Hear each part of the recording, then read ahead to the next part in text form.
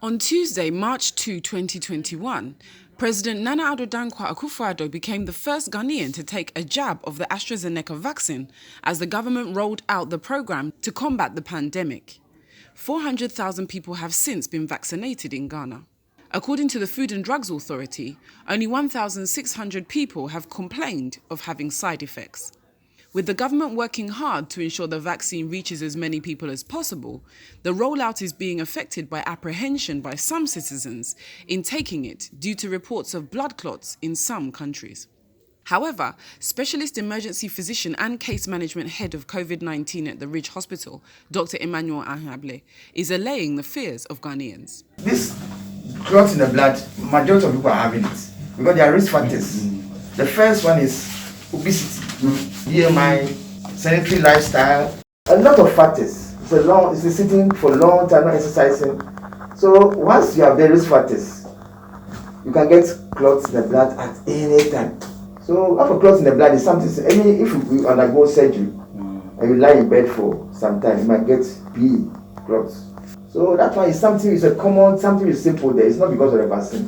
The FDA, which gave the clearance of the choice of the Astrazeneca vaccine, said though it is not tested in Ghana, there is no difference in the reaction in both Ghanaians and non-Ghanaians. The vaccines were approved through stringent regulatory procedures. The FDA has in place an active and enhanced spontaneous system to identify any safety concern and put in the measure. Now, I mentioned the active monitoring system. So with this one, we are following over 3,000 participants who have received the vaccine in 5 hospitals. So this we are calling them on specific days to find out how do they have any safety concern. And then we have set up an expert committee that's continuously reviewing this safety data. If one takes the vaccine and has an adverse reaction, Principal Regulatory Officer at the FDA, Adila Ashi, advises on what to do. We also have online reporting portals. You go to our website, you can go to the report adverse drug reaction. There's a patient column that you can click and the report. Easily in 5 minutes you are done.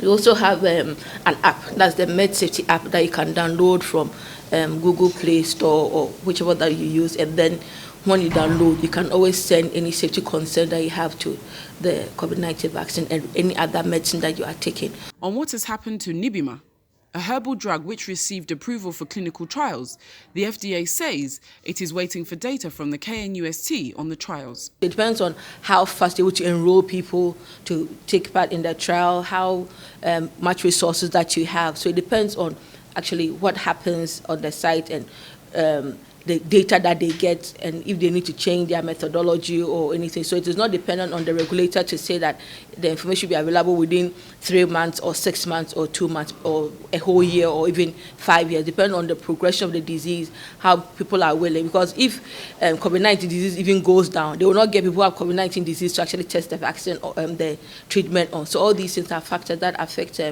clinical trial progressions. Nanama Anobempong reporting for GH1 News.